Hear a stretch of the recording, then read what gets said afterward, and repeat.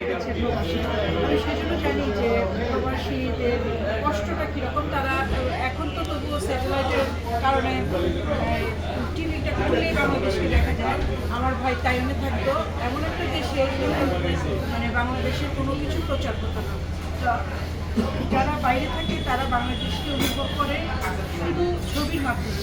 আর আমাদের শ্রদ্ধেয় ভাই শায়েক এম রহমান, উনি ওনার বইয়ের মাধ্যমে ওনার ভিতরের যে কিছু কথা তুলে ধরেছেন এবং কিছু কথা যখন উনি বলেছেন, এখানে আমি বুঝতে পেরেছি উনি ওনার অভিব্যক্তি প্রকাশ করেছেন।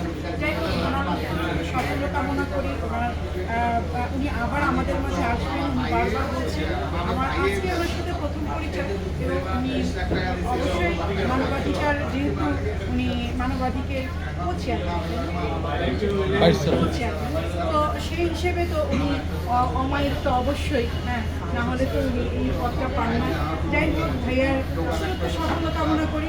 আর আমার হৃদয়ের পতাকা ২রা মার্চ, এটার সাথে